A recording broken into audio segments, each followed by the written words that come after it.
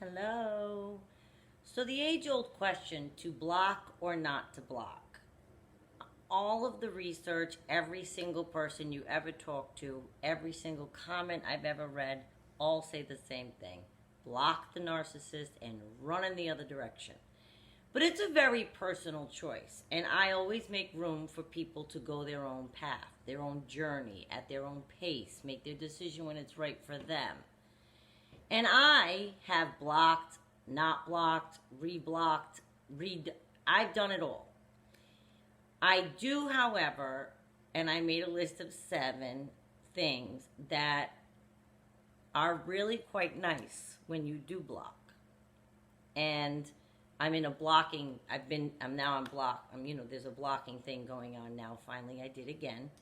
So, I want to tell you about them, okay? You get little tinges of joy, okay? And the reason that the times that I hadn't blocked is because I have curiosity. I do. I had curiosity. I wanted to know when my narcissist was reaching out to me. I wanted to know when they were trying to say something to me. I wanted to be able to hear it, and I wanted, even if I didn't react. However, these 7 things, the curiosity doesn't get quenched any longer, but these 7 things came in with some positive new energy. So I don't get the curiosity because I don't know if if you block someone, you don't know if they're trying to reach out to you, right? Unless they leave you a block message that you can find in block messages. So number 1, it gives you a sense of peace. It just does. It's quiet. It feels quiet knowing the contact has stopped. And there's this rush of silence that floods into the space where the noise was. Okay? And the noise of him, the noise of the calls, the noise of the texts, the noise of the voicemails, the noise of the possibility that the phone's going to ring, everything. It was infiltrating my brain with noise. And it was just noise, because none of it means anything, and we all know that. It's just noise. I didn't realize how noisy it was until I get this sense of quiet now that there's a blockage going on. So that's number 1.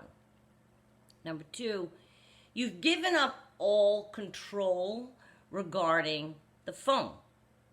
And it feels very good. It feels freeing, and you'll know nothing. It's actually, I thought it would freak me out not knowing whether or not the narcissist was calling. And it may have freaked me out had I let it.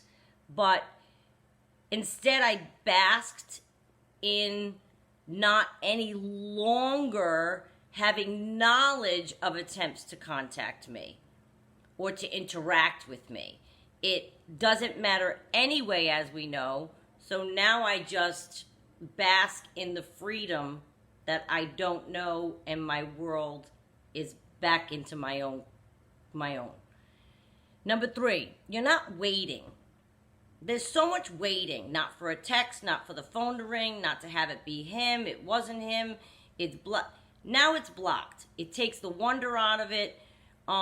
It's out. It's gone. If my phone rings, I don't have to look and see who it is. It might be a telemarketer. It might be a stranger. But it's not going to be the narcissist because they're blocked. So you can relax. It's kind of like a relaxing feeling, okay? Number 4, you're taking back your power by guiding this exact path the way that you want. You're taking it back. You're creating your own space again. Number 5, you can concentrate on other things.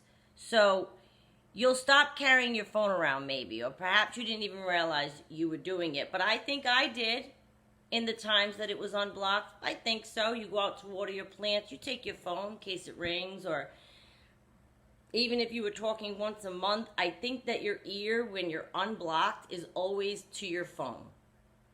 No matter what you tell yourself, I think that my ear, anyway, was to the phone. I think I was listening for it, wondering if it was going to ring. That's all gone now. It's a complete freedom from that.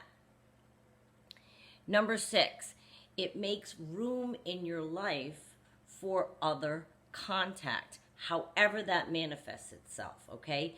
So you close the defunct door and allow another to open. Now, making room and making space for new contact and shedding yourself of the old, ridding yourself of that weight of the contact, which is only and always ugly. And that is why they say to block. Nothing good comes from them contacting you. Nothing good comes from you trying to explain them, ask them, talk to them.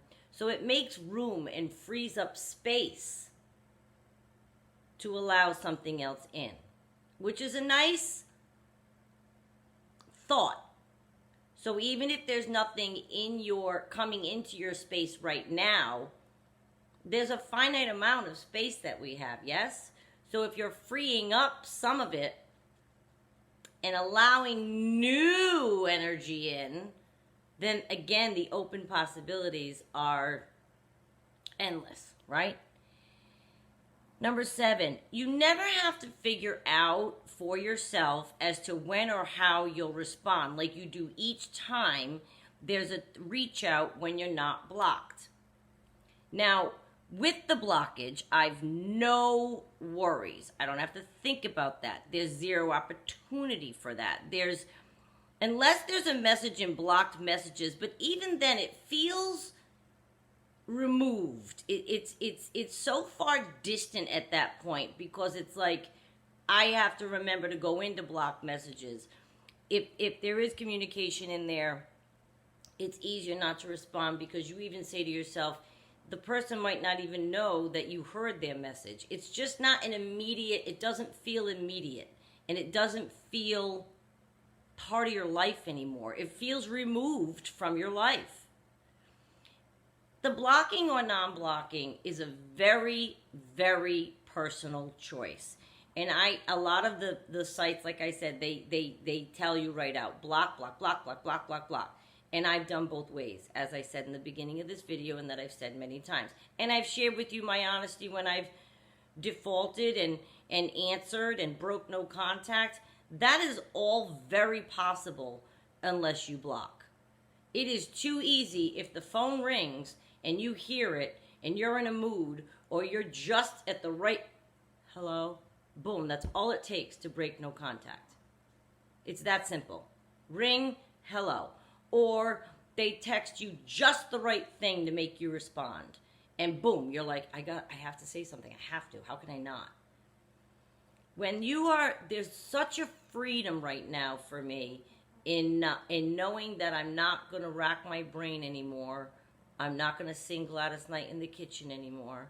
I'm not going to have any more final moments or healing moments or close calls and responding back, or the waiting is the best part too, that's over. I don't like that. It's inherent. It's built in.